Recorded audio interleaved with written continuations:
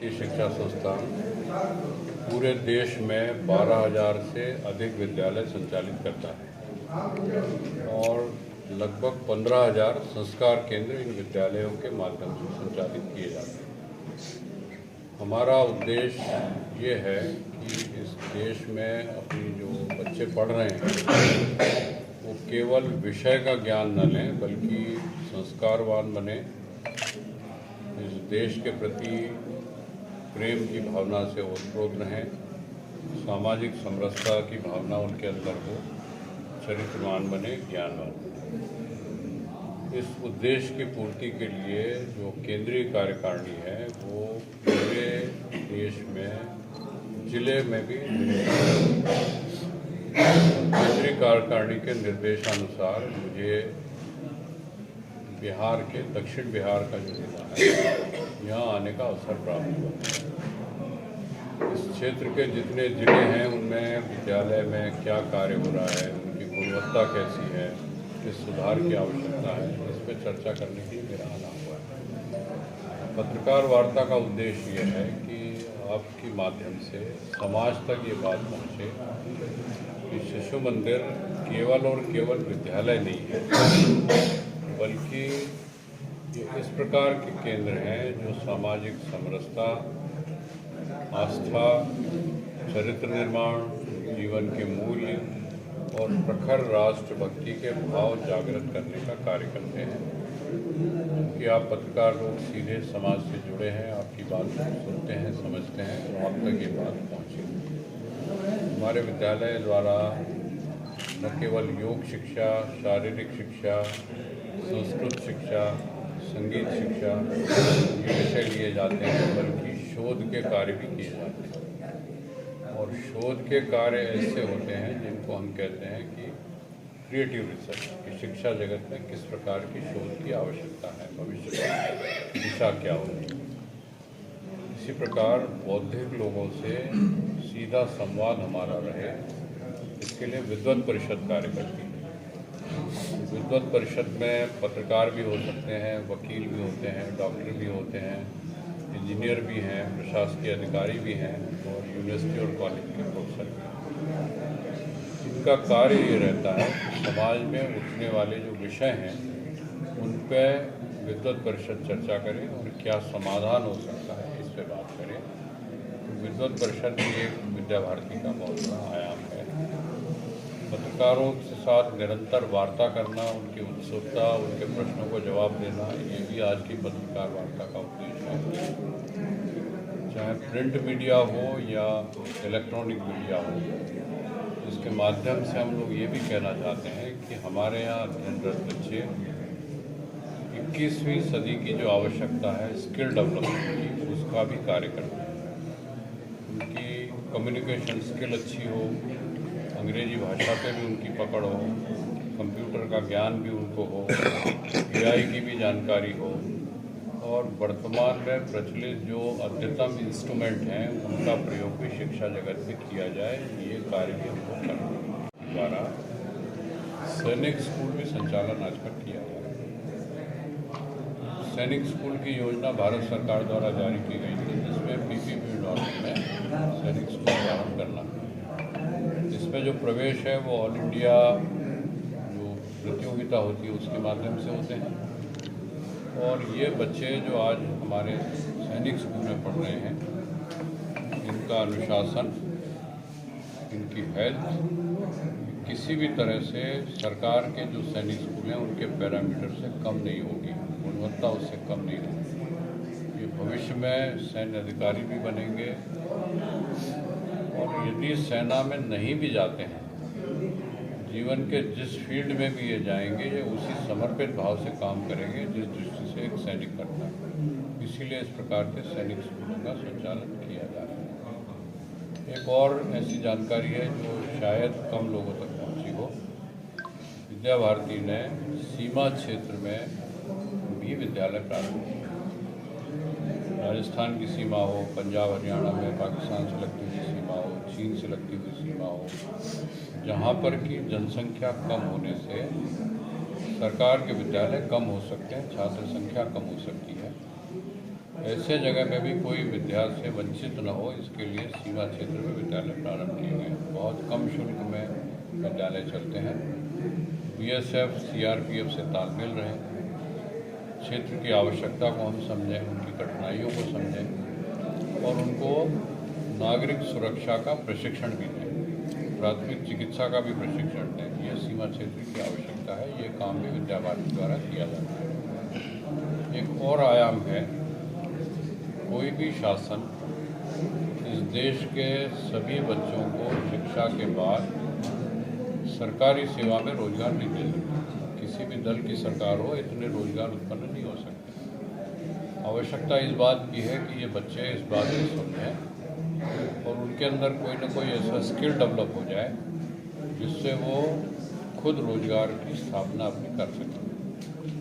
श्रम के प्रति उनके मन में श्रद्धा हो, विश्वास हो, एंटरप्रेन्योरशिप हो और स्किल डेवलपमेंट के बाद वो अपना रोजगार स्थापित करें। शिक्षा प्राप्त करने के बाद इस उद्देश्य से भी स्किल डेवलपमेंट के कोर्स किए जाते हैं।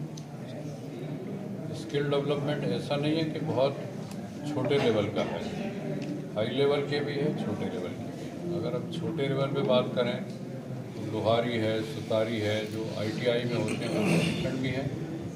लेकिन बड़े स्तर पे यदि बात करें तो हमारे कई विद्यालयों में कंप्यूटर का जो कोडिंग है वो भी सिखाया जा रहा है। तो हर तरह का स्किल बच्चे को आए, अपने श्रम पे उसका भरोसा हो और उसमें ये विश्वास जग जाए शिक्षा प्राप्त करने के बाद वो किसी सरकारी नौकरी के भरोसे नहीं है, बल्कि वो अपना खुद का व्यवसाय कर पाएगा। इतनी योग्यता उसमें होनी चाहिए। पूरी शिक्षा का जो उद्देश्य है वो केवल विषय का ज्ञान प्राप्त करना नहीं है, बल्कि समाज में ऐसा नागरिक तैयार करें हम जो ज्ञानवान हो, चरित्रवान हो, अनुशासित हो और प्रखर राष्ट्रभक्त हो। इसी भावना से विद्या भारती हाल के दिनों में सर शिक्षा का स्तर गिरना, इसके अलग अलग पैरामीटर कहते हैं लोग। एक बात ये कही जाती है कि परीक्षा में कितने अंक आए, इससे हम नापते हैं कि स्तर कैसा है। एक तरीका वो भी होता है। हर विद्यालय से मेरिट लिस्ट में अगर कोई आएगा, वो इस पर निर्भर करेगा कि विद्यार्थी के परिवार की पृष्ठभूमि क्या है, बच्चे का IQ कैसा है, उसको उपलब्ध संसाधन कैसे हैं और उसे किन आचार्यों ने प्रशिक्षण दिया है। विद्या भारती का उद्देश्य ये है कि हर जिले में कम से कम एक मॉडल स्कूल हो जिसमें शिक्षा के स्तर में किसी प्रकार की कमी ना रहे। हम ये बिल्कुल नहीं कहते कि पूरे देश की शिक्षा व्यवस्था विद्या भारती संचालित करेगी, ऐसा संभव नहीं है, कोई भी संस्था नहीं कर सकती। सरकार भी चाहे कि पूरे प्रांत में या हर जिले में या हर पूरे राष्ट्र में शिक्षा वही संचालित करेगी, वो भी संभव नहीं है, संसाधनों की कमी होती है। हम केवल शिक्षा का मॉडल एक खड़े करना चाहते हैं कि हमारे विद्यालय आदर्श विद्यालय के रूप में जाने जाएं, जहां संसाधनों की कमी न हो, शिक्षक एक आचार्य की भूमिका में हो, शिक्षक के अपने शिष्य से कैसे संपर्क हो, कैसे संबंध हो, बच्चा कैसी भाषा बोले, कैसा संस्कार उनमें आए, समाज में समरसता वो स्थापित कर पाएगा कि नहीं कर पाएगा, सबको समानता से देख पाएगा। ये भावना विकसित करने के लिए हर जिले में एक आदर्श विद्यालय विद्या भारती संचालित कर रही है और इस मॉडल को देख के अन्य विद्यालय में प्रभाव पड़ेगा, ऐसी हम लोग अपेक्षा भी करते हैं, विश्वास भी। उसके अंतर्गत ये कहा गया कि जो प्राथमिक शिक्षा है वो क्षेत्रीय भाषा में देनी चाहिए और यथासंभव 8वीं तक देना चाहिए। हिंदी माध्यम के जितने भी विद्यालय हैं या प्रांत हैं, जिसमें हम कह सकते हैं कि बिहार है, झारखंड है, उत्तर प्रदेश है, मध्य प्रदेश है, राजस्थान है, हिमाचल प्रदेश है, उत्तराखंड है, इनके विद्यालय में प्राथमिक शिक्षा जो है हिंदी माध्यम से दी जा रही है। और जो दक्षिण भारत के हैं, तमिल, तेलुगु, कन्नड़, मलयालम या महाराष्ट्र में, वहाँ पर प्राथमिक शिक्षा क्षेत्रीय भाषा में होगी। क्षेत्रीय भाषा उतनी ही महत्वपूर्ण है जितनी कि राष्ट्रीय भाषा। आपने अभी जितनी बातें कही सर, उस पर भारती निश्चित रूप से अपने उद्देश्यों को पूरा करेगी। एक बात हमेशा हम ये कहते हैं, ये कभी नहीं कहा कि अंग्रेजी मत पढ़िए या जर्मनी मत पढ़िए या जापानी मत पढ़िए, ऐसा कोई बात नहीं, लेकिन अपनी मातृभाषा को मत भूलिए। वो विद्या भारती के संचालित किसी भी विद्यालय में आप चले जाइए, आपको उस बच्चे के मन में मातृभाषा के प्रति सम्मान हमेशा दिखेगा, और ये मातृभाषा के प्रति जो उसके मन में सम्मान है, यही उस मातृभाषा को जीवित रखेगा। सारे वैज्ञानिकों की रिपोर्ट ये कहती है कि मातृभाषा में अध्ययन करने से बच्चे की सीखने की जो गति है वो ज़्यादा होती है, जल्दी वो सीखता है। अब जो एक माध्यम का झुकाव है, समाज में परसेप्शन है, इस परसेप्शन को तोड़ने के लिए हम जो अपनी सफलताएं हैं उनमें समाज के सामने रखते हैं कि हमारे यहाँ पढ़े हुए बच्चे IAS में भी गए हैं, IPS भी बने हैं, वैज्ञानिक भी बने हैं। और आपको पता है कि जो चंद्रयान गया था उसकी टीम में भी विद्या भारती में अध्ययन करने वाले बच्चे थे। तो ये प्रतिमान ये बताते हैं कि क्षेत्रीय भाषा में पढ़ने से या मातृभाषा में पढ़ने से बच्चे का विकास अवरुद्ध नहीं होता है। समाज को ये समझाने के लिए प्रयासरत है। ऐसा तो नहीं कहते कि सफलता 100% मिल गई है, लेकिन प्रयास है कि हम समाज को ये समझा पाएँ कि केवल विदेशी भाषा पर निर्भर ना रहें, अपनी भाषा, अपने संस्कार जीवित रखें। मुझे लगता है कि विद्या भारती अपने प्रयास निरंतर करती रहेगी और लोग यहाँ की भाषा अंगिका है सर, मातृभाषा जो है। न केवल विद्या भारती में बल्कि राष्ट्रीय स्तर पर मैं आपको जानकारी दे रहा हूँ। अनुवादिका नाम का जो सॉफ्टवेयर बना है वो 22 भाषाओं में अनुवाद करता है, लिखे हुए का, बोले हुए का।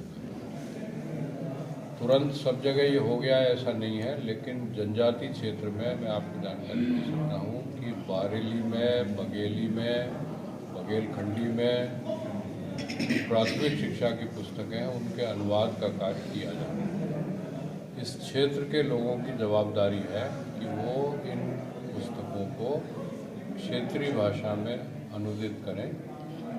बहुत दूर दराज का विद्यालय है, बहुत छोटा सा विद्यालय है।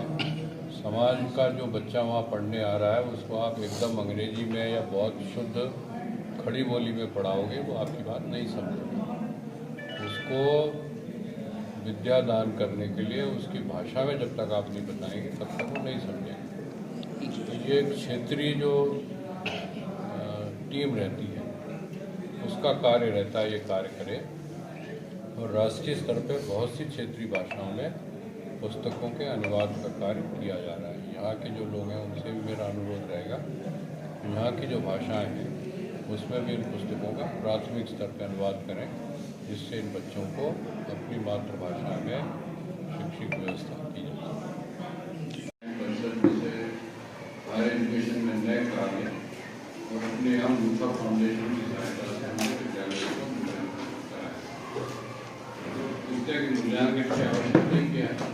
हमारे विद्यालय तो जितने भी अपने मूलभूत नहीं है कि सोना जो है, तरह तरह की दुकानें हैं, लेकिन उसी के यहाँ ज़्यादा है जिसने उसका मार्किंग करा रखा। दुकान के प्रति विश्वसनीयता कितनी है, और ये विश्वसनीयता किसी मॉडल से आती है। मूल्यांकन इसलिए कराना, थर्ड पार्टी मूल्यांकन। हमको तो अपना जो बच्चा है वो तो सबको अच्छा लगा है, इसलिए ये मूल्यांकन कराएंगे। जो सॉफ्टवेयर इसका बना था, उसका पहला वाला जो सॉफ्टवेयर था उसमें विद्यालय की जो मूलभूत आवश्यकता है उनके